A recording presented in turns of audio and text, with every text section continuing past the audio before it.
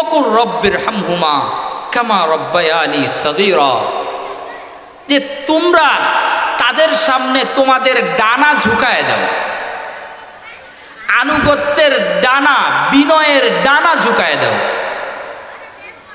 আশ্চর্যের বিষয় হলো আল্লাহ তাআলা এখানে জানাহ শব্দ ব্যবহার করেছেন। আরবিতে জানাহ শব্দ অর্থ হলো ডানা, পাখির ডানা। তো প্রশ্ন আগে আসে যে আল্লাহ মানুষকে বলেছেন মা বাবার আনুগত্য করতে, তো মানুষদের তো ডানা নাই, মানুষের হাত আছে, তো আল্লাহ ডানার শব্দ কেন ব্যবহার করলেন? প্রশ্ন আসে কি না? প্রশ্ন আসে যে আল্লাহ ডানার শব্দ কেন ব্যবহার করলেন? আল্লাহ হাত বলতে পারতেন, মাথা ঝুঁকাও এটা বলতে পারতেন, কিন্তু তোমরা তোমাদের ডানাকে ঝুঁকায় দাও এটা কেন বললেন?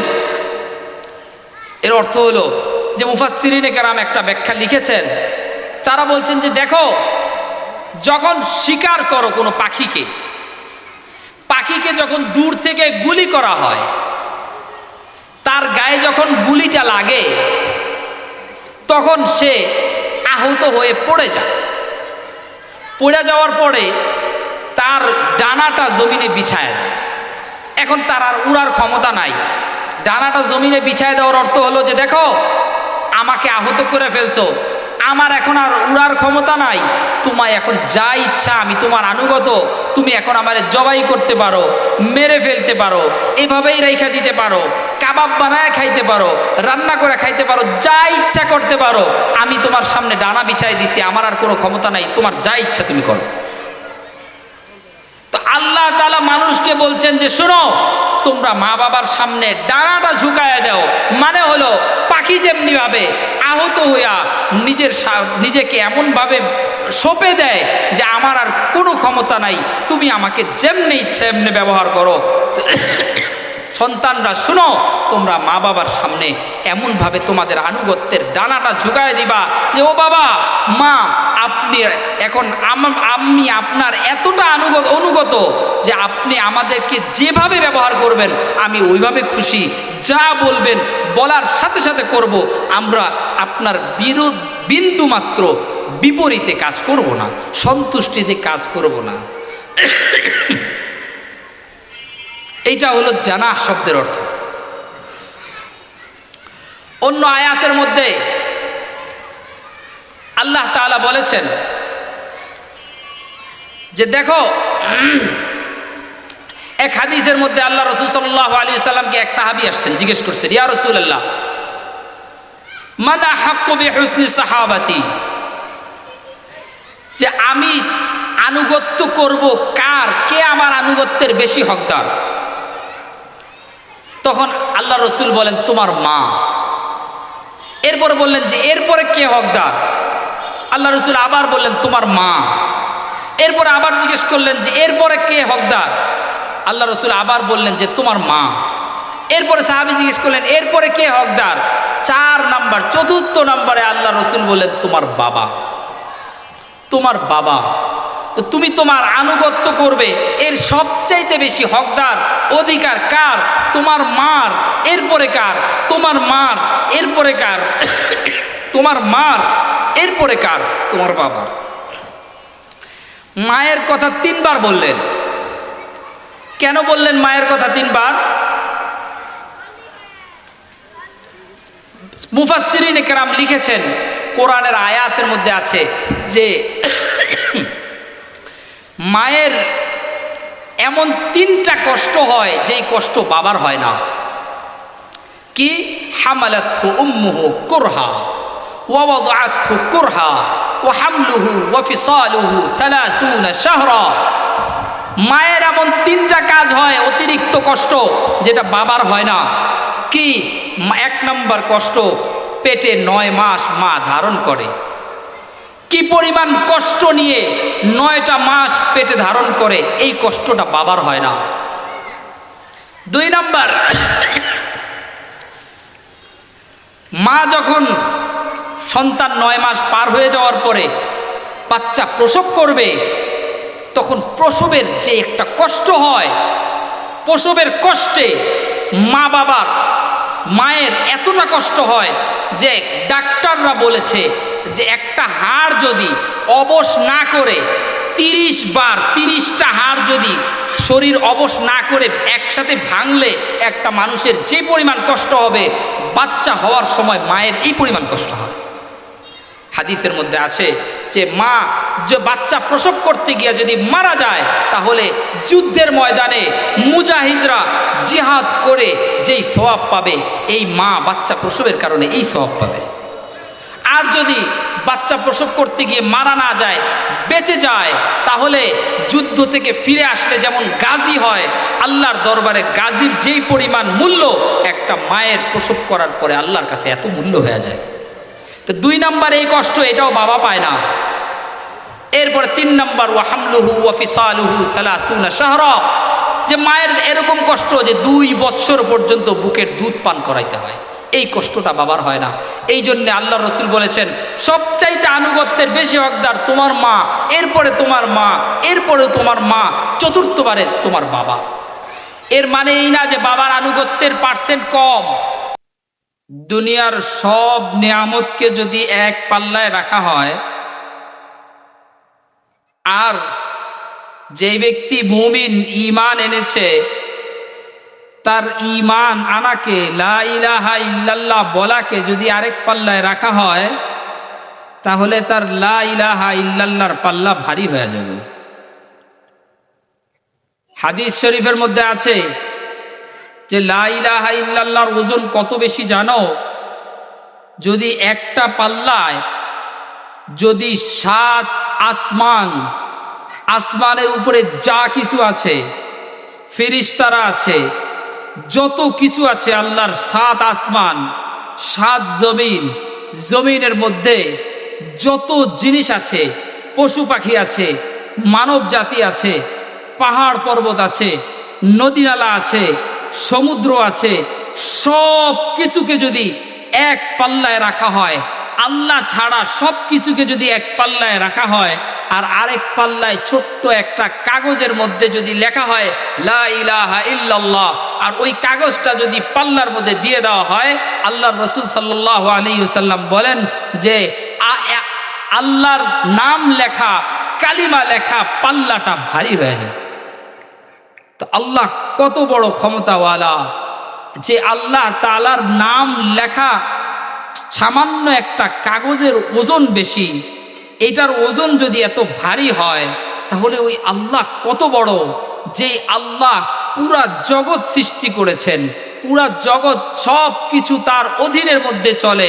কোরআনের মধ্যে আল্লাহ তাআলা বলেন যে তোমরা কি জানো যে দুনিয়াতে আসমান, জমিন, পাহাড়, পর্বত, চন্দ্র, সূর্য, গাছপালা, তরুলতা, যা কিছু আছে সব কিছু আমার অধীনে চলে, আমাকে সেজদা করে আছে, সব কিছু আমার প্রতি সেজদা করে আছে, কেউ আমার এক চুল পরিমাণ এদিক ওদিক করতে পারে না।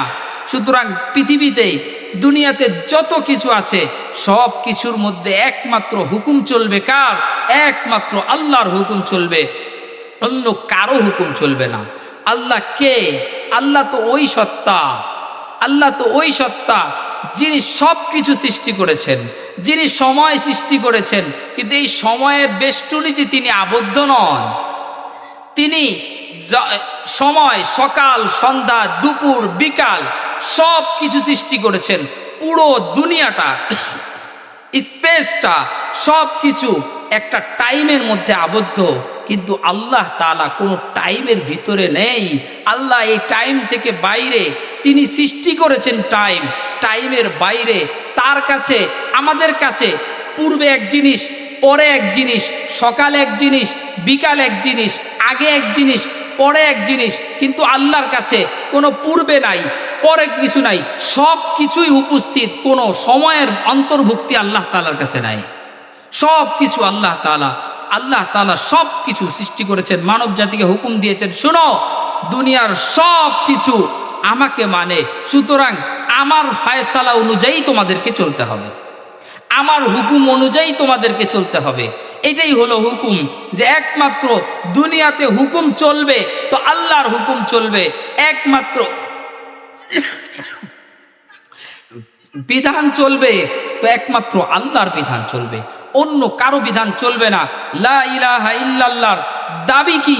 দাবি হলো এটাই যে আমি যেদিন থেকে কালিমা পড়েছি, লা ইলাহা ইল্লাল্লাহ বলেছি, ওই দিন আমি এই কথা বিশ্বাস করে নিয়েছি যে আজকে থেকে আমার জীবনে হুকুম চলবে তো একমাত্র আল্লাহর হুকুম চলবে, আমার জীবনে রাজত্ব চলবে তো একমাত্র আল্লাহর রাজত্ব চলবে, অন্য কারো রাজত্ব চলবে না, কোনো দুনিয়াবি অন্য কোনো রাজত্ব চলবে না, সব কিছু একমাত্র আল্লাহর রাজত্ব চলবে। তো আল্লাহ রব্বুল আলামিন মানব জাতিকে একটা নির্দিষ্ট হুকুমের ভিতরে পাঠিয়েছেন, পুরা দুনিয়াকে একটা হুকুমের ভিতরে পাঠিয়েছেন। দুনিয়ার কোনো মাখলুক আল্লাহর দেওয়া হুকুমের ব্যতিক্রম করতে পারে না, কিন্তু আল্লাহ মানুষকে ওই ঐচ্ছিক দিয়ে দিয়েছেন, ইচ্ছা শক্তি দিয়েছেন, যার কারণে মানুষ সঠিকটাও করতে পারে, ব্যাঠিকটাও করতে পারে। এটাই হলো মানুষের পরীক্ষা। দুনিয়ার কোনো মানুষ অন্য কি, দুনিয়ার মানুষ ছাড়া, জিন ছাড়া যত মানুষ, যত পশু আছে, সব কিছু তাদেরকে যেইভাবে বলা আছে তারা ওইভাবেই করতে হয়, এর ব্যতিক্রম করতে পারে না। ছোট্ট একটা উদাহরণ, ছাগলকে বলা হয়েছে যে তোর খাবার ঘাস, সে ঘাসই খাবে। সে যদি তার সামনে যদি গোশত রেখে দেওয়া হয়, সে না খেয়ে মরে যাবে, তবুও গোশত খাবে না। কিন্তু বাঘের খাবার বলে দেওয়া হয়েছে যে তোর খাবার গোশত, তাকে গোশত দিলে তবেই খাবে, কিন্তু তার সামনে যদি ঘাস রেখে দেওয়া হয়, সে না খেয়ে মরে যাবে, তবুও সে ঘাস খাবে না। কেন? তার নিয়ম করে দেওয়া আছে আল্লাহর পক্ষ থেকে যে তোর হুকুম হলো এটা, যে তোর নির্দিষ্ট সীমারেখা এটা, তুই এই সীমারেখার বাইরে যেতে পারবি না। কিন্তু আল্লাহ মানুষকে এই সীমারেখার বাইরে যাওয়ার ক্ষমতা দিয়েছেন, বলেছেন যে তোকে আকল দিলাম, তোমাকে জ্ঞান দিলাম, তোমাকে বুদ্ধি দিলাম, কোনটা ভালো কোনটা মন্দ এটা জানার শক্তি আমি তোমাকে দিলাম। সুতরাং এবার তুমি ভালোও করতে পারো, খারাপও করতে পারো, তবে মনে রেখো এটা পরীক্ষার হল। পরীক্ষার হলে স্টুডেন্ট যখন লেখে, তখন শিক্ষক দেখে যে সে ভুল লিখছে, তবুও শিক্ষক তাকে সঠিকটা বলে দেয় না। কেন? যে এটা পরীক্ষার হল, তুমি সঠিক লিখলে ভালো নাম্বার পাবে, আর যদি তুমি সঠিক না লিখো তাহলে ভালো নাম্বার পাবে না, তোমার ফলাফলে প্রকাশ পাবে। কিন্তু এই মুহূর্তে তোমাকে খাতা দেওয়া হয়েছে, তুমি সঠিকটাও লিখতে পারো, ভুলটাও লিখতে পারো। কিন্তু ফলাফলের সময় তোমার ফলাফল আসবে, তখন দেখবা যে তুমি ভালো লিখলে সঠিক নাম্বার পাবা, যদি ভালো না লিখো তাহলে সঠিক নাম্বার পাবা না, ফেল করবা। তো আল্লাহ দুনিয়াকে আমাদের জন্য পরীক্ষার বস্তু বানিয়েছেন, পরীক্ষার জায়গা বানিয়েছেন। এখানে ভালো করলেও যে যদি ভালো করলেও করতে পারবো, খারাপ করলেও করতে পারবো, কোনো কেউ বাধা দিবে না। কিন্তু কিয়ামতের ময়দানে যখন ফলাফল হবে, তখন আমার বিষয়টা পরিষ্কার হয়ে যাবে যে আমি কি জান্নাত পাবো কিনা, আল্লাহর পক্ষ থেকে পুরস্কার পাবো না আল্লাহর পক্ষ থেকে নির্ধারিত শাস্তি পাবো। এইটাই হলো আমাদের জীবনের মানদণ্ড। আজকে একটা বিষয় সম্পর্কে আমি বলার চেষ্টা করব যে আল্লাহ রব্বুল আলামিন আমাদেরকে যা হুকুম দিয়েছেন আমাদেরকে সব মানতে হবে, সব কিছু অনুযায়ী চলতে হবে। এক আয়াতের মধ্যে আল্লাহ তাআলা এত বড় ক্ষমতাওয়ালা, তো আল্লাহ নিজের ইবাদতের কথা পুরো কোরআন জুড়ে বলেছেন যে আমি ছাড়া অন্য কারো ইবাদত করতে পারবে না তোমরা। আমি ছাড়া যদি কেউ অন্য কারো ইবাদত করে তাহলে শিরক হবে, তাকে আমি সোজা জাহান্নামের ভিতরে ঢুকিয়ে দিব। তো আল্লাহর সাথে আল্লাহর ইবাদত ছাড়া অন্য কারো ইবাদত চলবে না। আল্লাহ তাআলা যেটা বলবেন যে আমাকে সেজদা করো, সেজদা করতে হবে, ইবাদত আমার হবে, তারই ইবাদত হবে। তো কোরআনের মধ্যে আল্লাহ তাআলা কয়েক জায়গায় নিজের ইবাদতের সাথে সরাসরি আরেকটা হুকুম জারি করেছেন যে আল্লাহ বলেছেন তোমরা একমাত্র আমার ইবাদত করো, আমি ছাড়া আর কারো ইবাদত চলবে না। সাথে সাথে এটাও মনে রাখবা যে তুমি তোমার মা বাবার প্রতি দয়া করো। অন্য কিছু বলেন নাই, বলেছেন আমার ইবাদত করো, আমাকে মানো, মেনে আমাকে মানার পরে মা বাবাকে মানো, মাঝখানে আর অন্য কিছু বলেন নাই। অন্য কথা আরেক আয়াতের মধ্যে আল্লাহ তাআলা বলেছেন যে তোমরা আমার শুকরিয়া আদায় করো আর পিতা মাতার শুকরিয়া আদায় করো। তো দেখা যাচ্ছে আয়াতের বিভিন্ন জায়গায় কোরআনের মধ্যে 7 জায়গায় বাবা মার আলোচনা এসেছে। প্রায় জায়গায় আল্লাহ তাআলা যখনই আলোচনা করছেন যে তোমরা আমাকে ছাড়া অন্য কাউকে মানবে না, তখনই মা বাবার আলোচনাটা এনেছেন। এর দ্বারা কি বোঝা যাচ্ছে যে মা বাবার গুরুত্বটা এত বেশি যে আল্লাহ তাআলা নিজের ইবাদতের সাথে মা বাবার আনুগত্যকে যুক্ত করে দিয়েছে। আল্লাহ অন্য কিছু যুক্ত করতে পারতেন অথবা যুক্ত না করতে পারতেন, কারণ আল্লাহর ইবাদত এখানে মূল। কিন্তু আল্লাহ রব্বুল আলামিন নিজের ইবাদতের সাথে মা বাবার আনুগত্যটাই যুক্ত করে দিয়েছেন। এর দ্বারা বোঝা যায় যে আল্লাহর কাছে মা বাবার আনুগত্যটা কতটা গুরুত্বপূর্ণ। যেমনিভাবে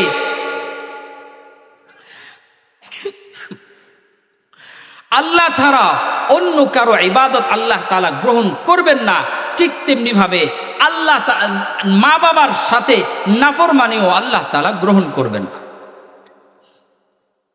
আল্লাহ তাআলা নিজের ইবাদতের সাথে মা বাবাকে যুক্ত করার 2টা কারণ যে আল্লাহ কেন যুক্ত করলেন।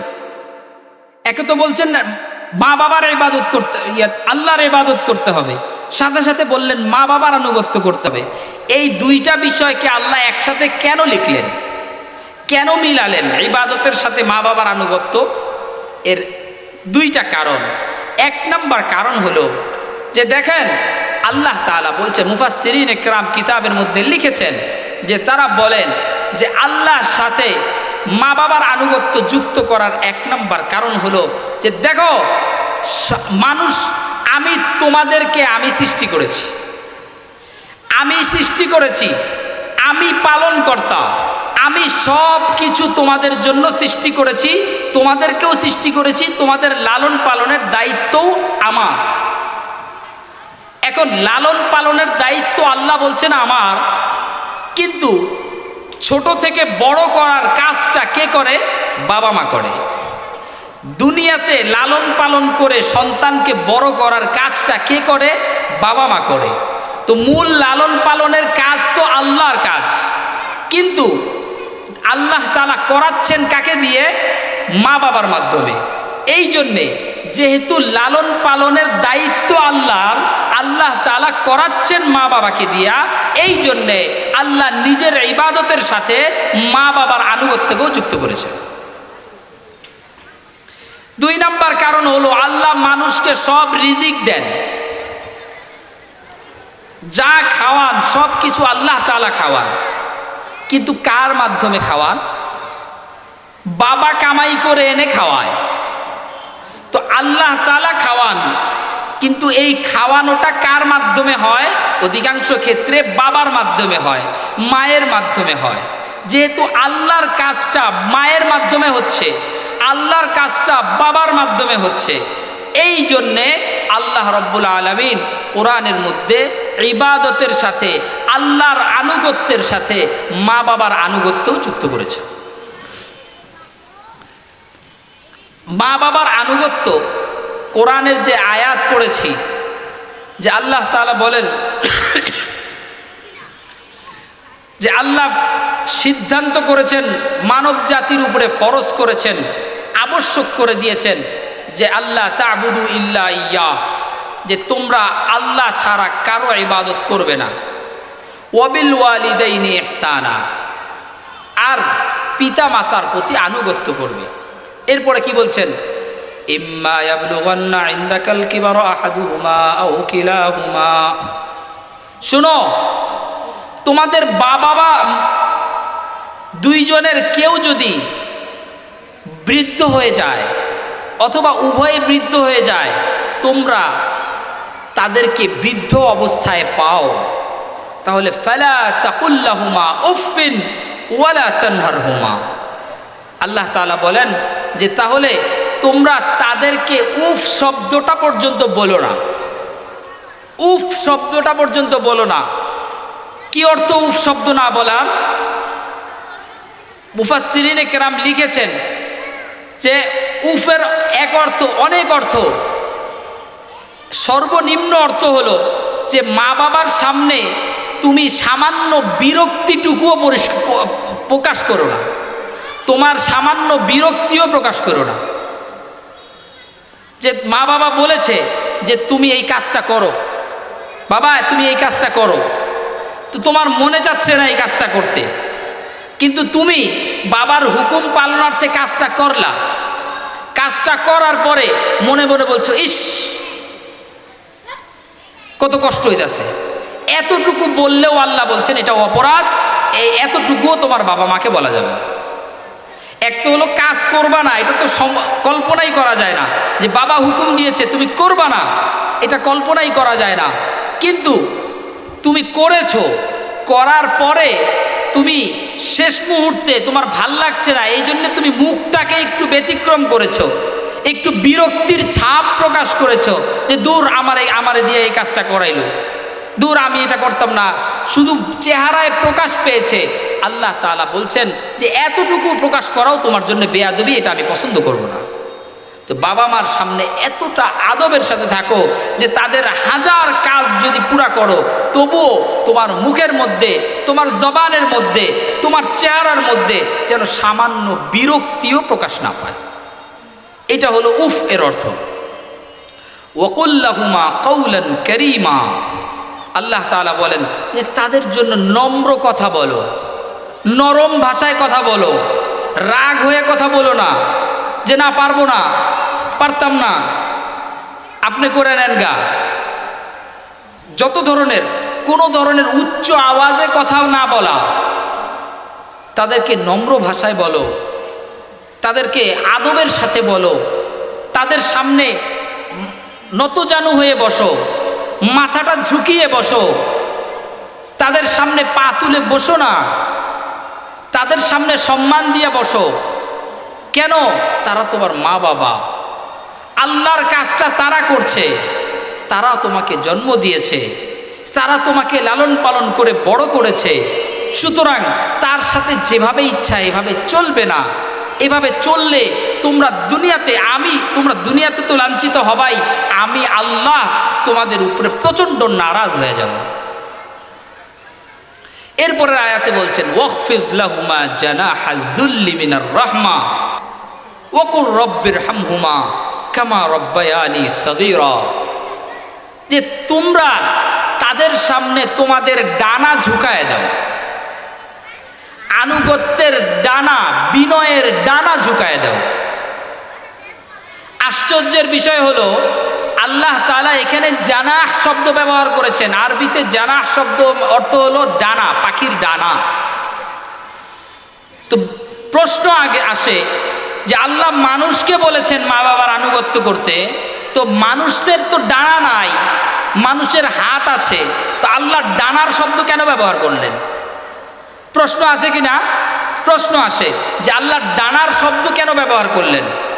আল্লাহ হাত বলতে পারতেন, মাথা ঝুঁকাও এটা বলতে পারতেন, কিন্তু তোমরা তোমাদের ডানাকে ঝুঁকায় দাও এটা কেন বললেন? এর অর্থ হলো যে মুফাসসিরিনে কেরাম একটা ব্যাখ্যা লিখেছেন।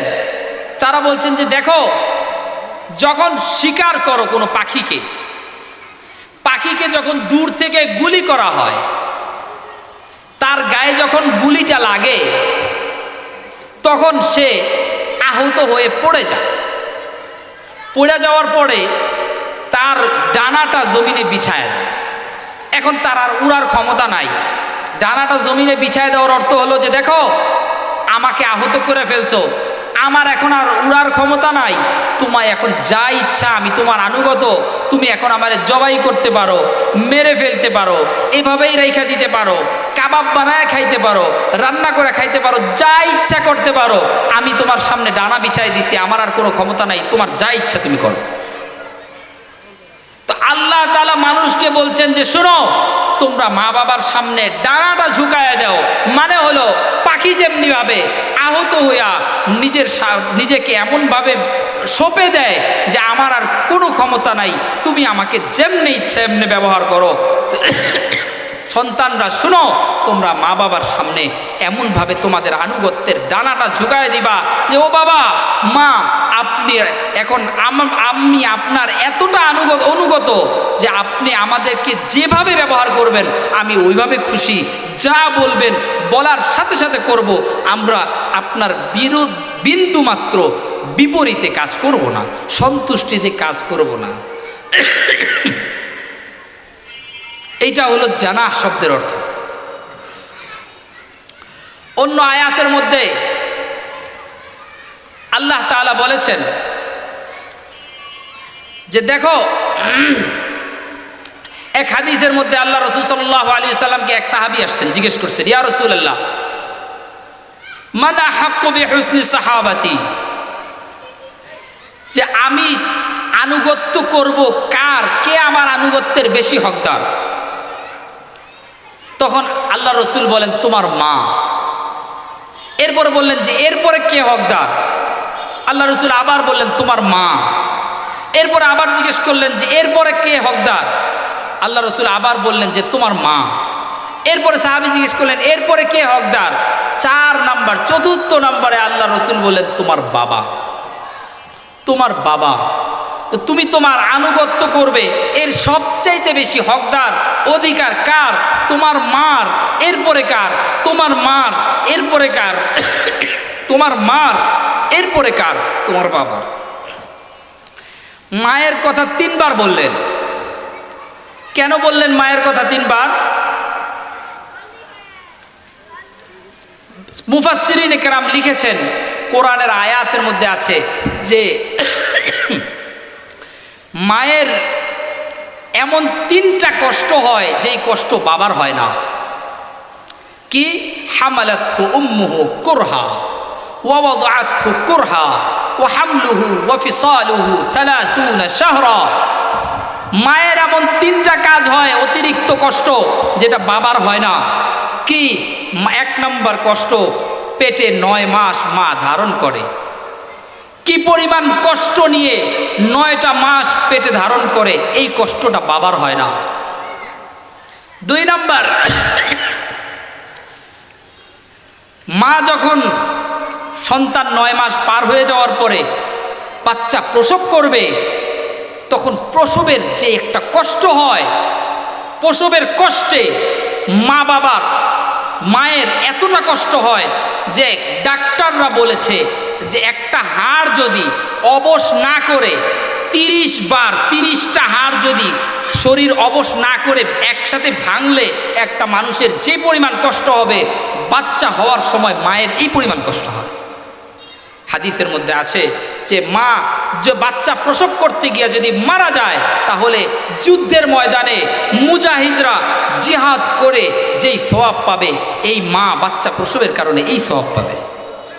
আর যদি বাচ্চা প্রসব করতে গিয়ে মারা না যায়, বেঁচে যায়, তাহলে যুদ্ধ থেকে ফিরে আসলে যেমন গাজী হয়, আল্লাহর দরবারে গাজীর যেই পরিমাণ মূল্য, একটা মায়ের প্রসব করার পরে আল্লাহর কাছে এত মূল্য হয়ে যায়। তো 2 নাম্বার এই কষ্ট, এটাও বাবা পায় না।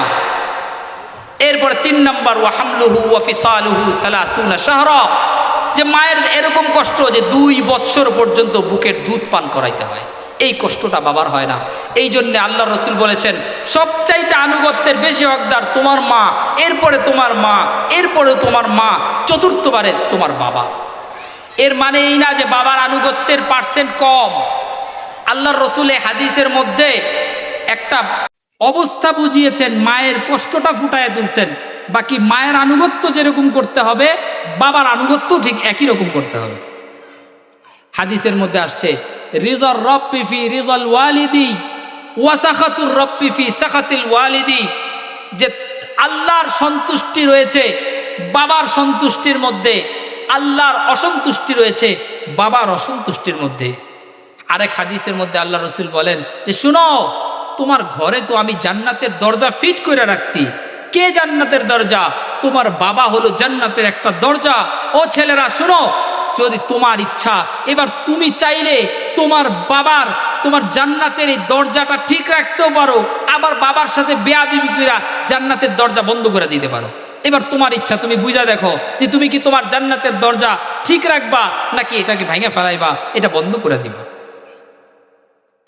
আল্লাহ রাসূল সাল্লাল্লাহু আলাইহি ওয়াসাল্লাম হাদিসের মধ্যে বলেছেন যে 3 ব্যক্তির উপরে কিয়ামতের দিন আল্লাহ তাআলা সন্তুষ্টির নজরে তাকাবেন না।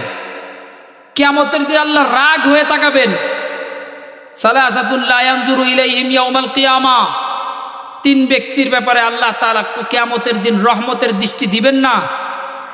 এর মধ্যে এক নাম্বার হলো যে মদ খায় তার প্রতি আল্লাহ দৃষ্টি দিবেন না।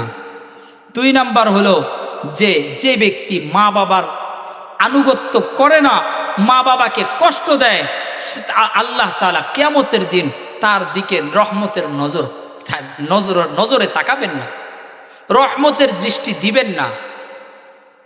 যদি আল্লাহ রহমতের দৃষ্টি না দেন তাহলে ওই ব্যক্তির জাহান্নাম আবশ্যক, ওই ব্যক্তি জান্নাতে যাইতে পারবে না। এক সাহাবী আসছেন, ইয়া রাসূলুল্লাহ, আমি জিহাদে যাইতে চাই, আপনি কি অনুমতি দিবেন যে আমি জিহাদে যাইব? সবাই জিহাদে যাচ্ছে। তখন আল্লাহ রসুল বলছেন, শোনো, তোমার বাবা জীবিত আছে, মা জীবিত আছে, হাইয়ুন ওয়ালিদাক, তোমার বাবা মা জীবিত আছে? বলে হ্যাঁ, আমার বাবা মা জীবিত আছে।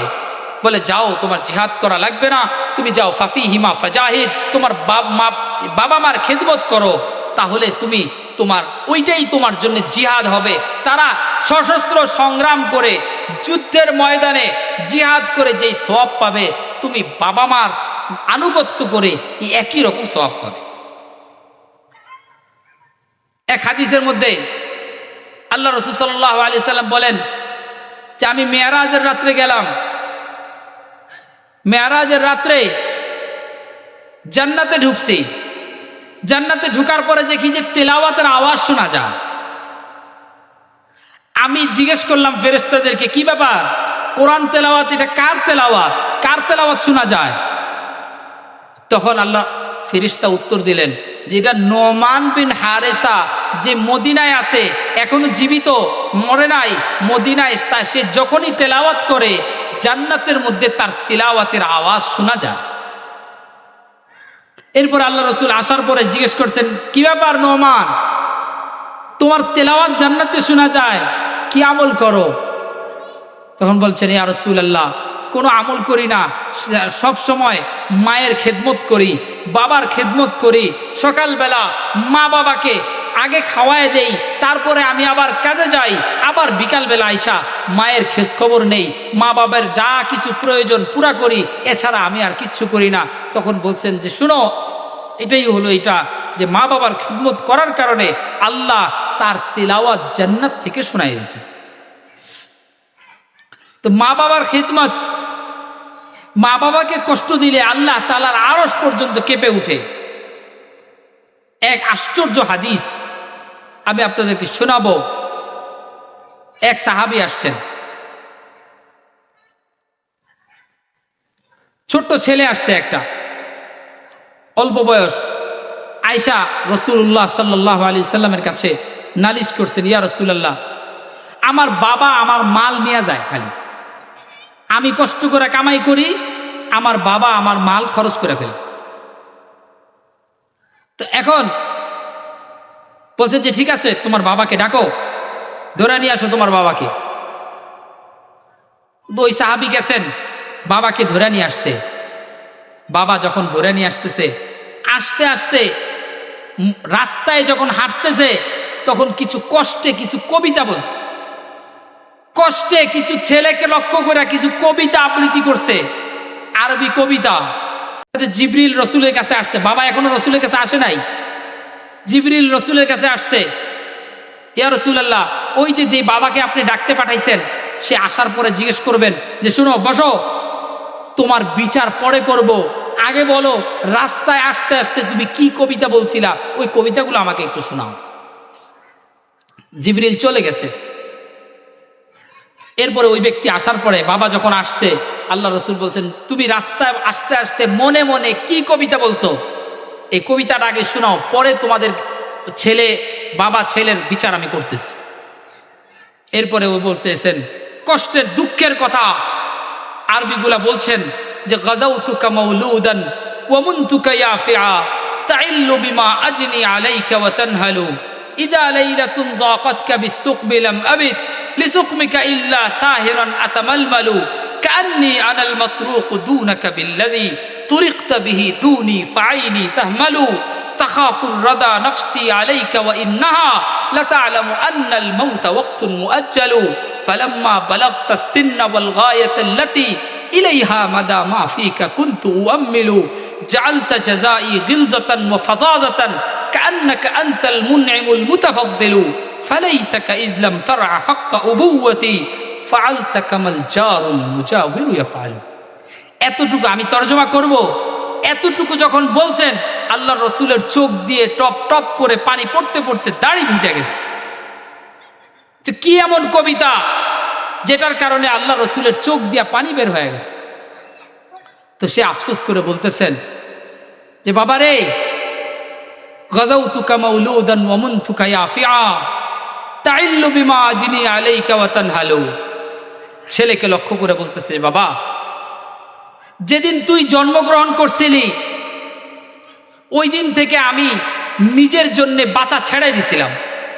আমি আর নিজের জন্য বাঁচি নাই। আমার জীবন ছিল তো তোর জন্য ছিল। আমি বেঁচেছি তো তোর জন্য বেঁচেছি। আমি সারা দিন কষ্ট করতাম, সকালবেলা বের হয়ে যাইতাম, কখনো রোদরে পুড়ে, কখনো শীতের কাতরে, কখনো মাঠে ঘাটে, কখনো ধুলায় মিশে আমি আমার হাড় ভাঙা পরিশ্রম করেছি। কোরা তোর হাতে রাত্রেবেলা যাতে রুটি আয়না তোর মুখে তুলে দিতে পারি, এই জন্য আমি কষ্ট করছি। বাবারে, তোর মা তোকে কোলে তুলে দুধ খাওয়াইছে। দুধ খাওয়াইতে খাওয়াইতে তার যৌবন ঢলে গেছে, তার শরীর হালকা হয়ে গেছে। জীবনের হাড্ডিটা রস নির্যাস করা, হাড্ডির রস দিয়া তোকে বড় করছে। ইযা লাইলাতুন যাকাতকা বিসুকমি লাম আবিদ লিসুকমিকা ইল্লা সাহিরান আতামাল মালু। শোন, যখন তুই কোনোদিন অসুস্থ হয়ে যাইতি, রাত্রেবেলা কান্নাকাটি করতি, তখন তোর কান্নাকাটি দেখা তোর মাথার পাশে আমি সারা রাত বসে থাকতাম। আমি আর তোর মা আল্লাহর কাছে দোয়া করতাম, কাঁদতাম যে আয় আল্লাহ, আমার বাচ্চাটা, সন্তানটার জিন্দেগিটা ফিরায় দেন, সুস্থ করে দেন। দরকার হলে আমার প্রাণ নিয়ে যান, কিন্তু আমার ছেলের প্রাণটা ফিরায় দেন। অস্থির হয়ে যেতাম। তুই কাঁদতি, আমরা অস্থির হয়ে যেতাম। মনে হইতো যে আমরা মরে যাব। আমার সবচেয়ে আমাদের কষ্ট হইতো যে কেমন যেন আমরা নিজেরা ধ্বংস হয়ে যাব। তোর কত না কষ্ট হইতো, আমাদের কষ্ট এর বেশি হইতো। এরপরে কান্নি আনাল মাতরুক দুনাকা বিল্লাযী তুরিকতা বিহি দুনি ফাইনি তাহমালু। চোখ দিয়ে গড়গড় করে পানি পড়তো, রাত্রে ঘুম আসতো না। কখনো এই পাশ হইতাম, কখনো এই পাশ হইতাম যে হায়, আমার ছেলের কি অবস্থা, আমার মেয়ের কি অবস্থা, আমার সন্তানের কি অবস্থা।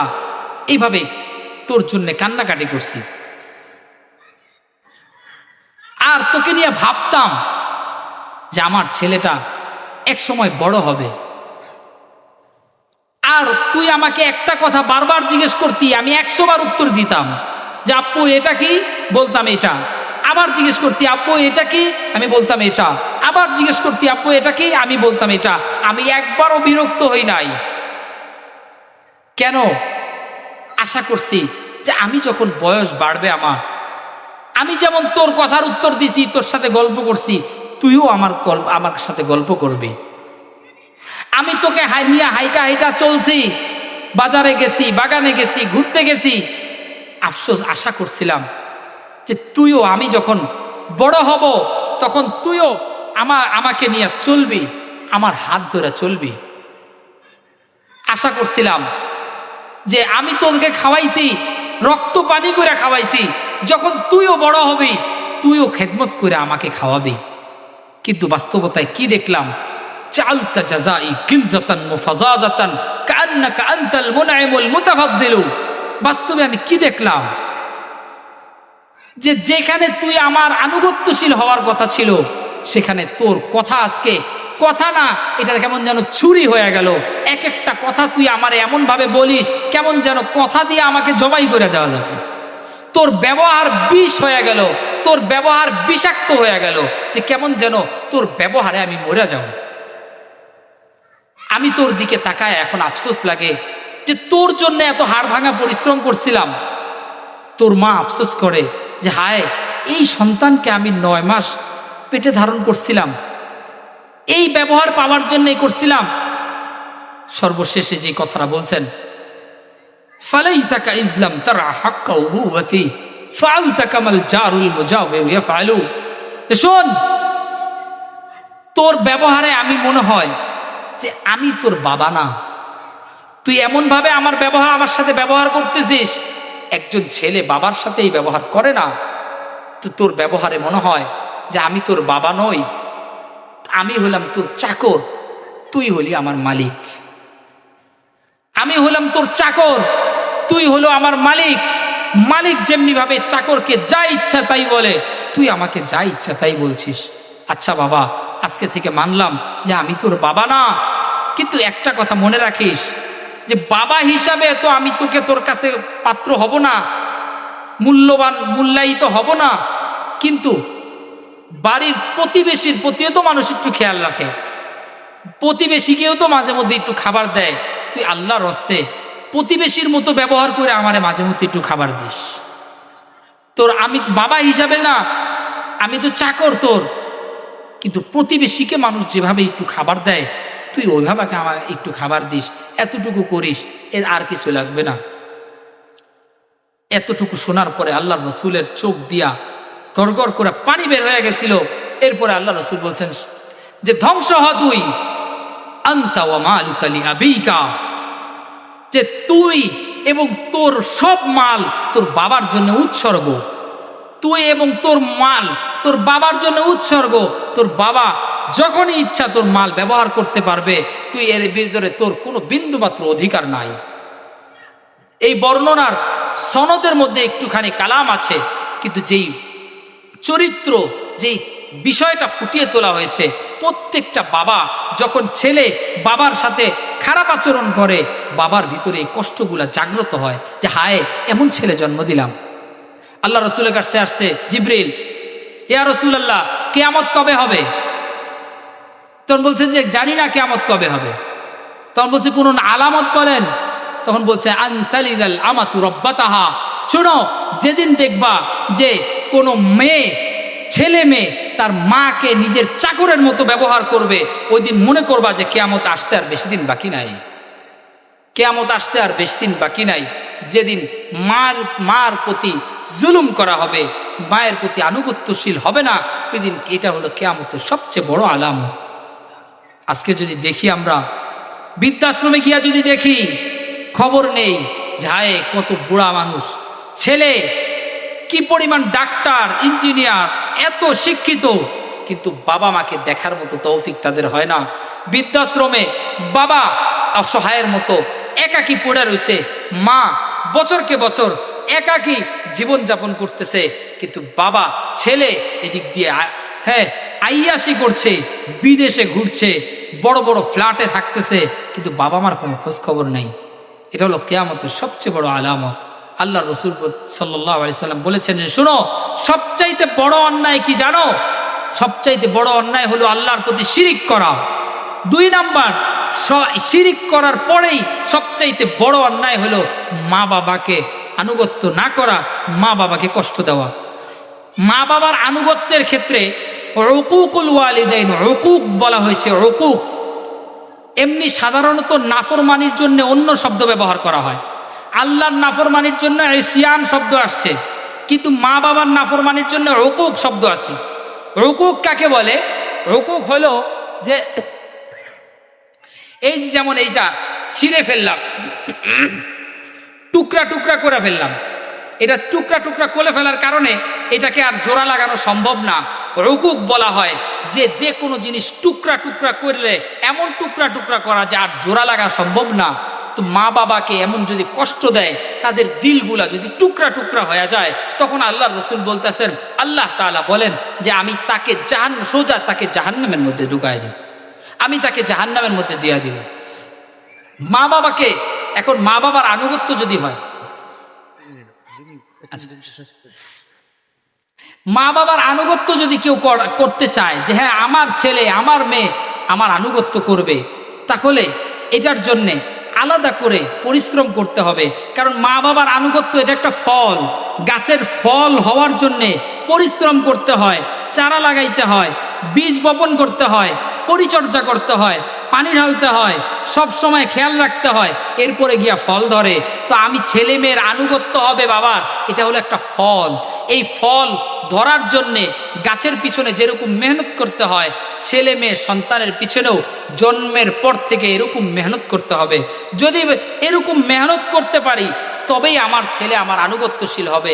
যদি আমি এরকম মেহনত করলাম না, বাবা মা ছেলে মেয়েকে দিন শিক্ষা দিলাম না, তখন সত্যি কথা যে আমি পরবর্তীতে বড় হওয়ার পরে তাকে অনেক দুনিয়াবী শিক্ষায় শিক্ষিত করলাম, বড় হওয়ার পরে আমার কথা মানে না, তখন আফসোস করলে আমারই দোষ, কেন আমি তাকে এই আনুগত্যশীল বানাই নাই। হযরত ওমর রাদিয়াল্লাহু আনহুর কাছে একটা ঘটনা বলে শেষ করে দিব যে হযরত ওমর রাদিয়াল্লাহু আনহুর কাছে এক ব্যক্তি আসছে যে আমার ছেলে আমার কথা শুনে না। বলে ছেলেরে ডাকো। যে আমার ছেলে আমার কথা শুনে না, বলে ছেলেকে ডাকো। তখন ছেলেকে লাঠি দিয়ে মারার জন্য হাত উঠাইছে। তখন ছেলে বলতেছেন দাঁড়ান দাঁড়ান, বাবারও কি কোনো হক আছে? বলে হ্যাঁ হ্যাঁ। কি হক? বলে বাবার 3টা হক। 1 নাম্বার সুন্দর একটা সুন্দর মা নির্বাচন করবে। 2 নাম্বার সুন্দর একটা নাম রাখবে। 3 নাম্বার তাকে দিন শিক্ষা দিবে। তখন ছেলে বলতেছেন যে আমার মা একটা গোলাম, জিন্দিগিতে কিচ্ছু পারে না, তাকে বিয়ে করছে আমার বাবা। 2 নাম্বারে আমার নাম লাগছে জৌলান, যার অর্থ হলো বাথরুমের কিড়া, আর আমাকে জিন্দিগিতে কোরআন দেখায় নাই। তখন হযরত ওমর রাদিয়াল্লাহু আনহু যে লাঠি দিয়ে ছেলেকে মারার জন্য উঠাইছিলেন, সাথে সাথে ওই লাঠি বাবাকে মারার জন্য উঠাইছেন, যে তুমি যেহেতু ওর খেয়াল রাখো নাই, সুতরাং তোমার আনুগত্য সে করবে না, এটাই স্বাভাবিক। এই জন্য মা বাবার আনুগত্য এটা একটা জরুরি বিষয়, আবশ্যকীয় বিষয়। সুতরাং মা বাবার আনুগত্য জান্নাতের একমাত্র রাস্তা। মা বাবার আনুগত্য করলেই জান্নাত পাওয়া যাবে। মা বাবার আনুগত্য যদি না করি তাহলে আমার কিয়ামতের ময়দানে জাহান্নামে যেতে হবে। আল্লাহ রাব্বুল আলামিন আমাদের সবাইকে মা বাবার আনুগত্য করার তৌফিক দান করুন। আমিন। ওয়া আখিরু দাওয়ানা আনিল হামদুলিল্লাহি রাব্বিল আলামিন।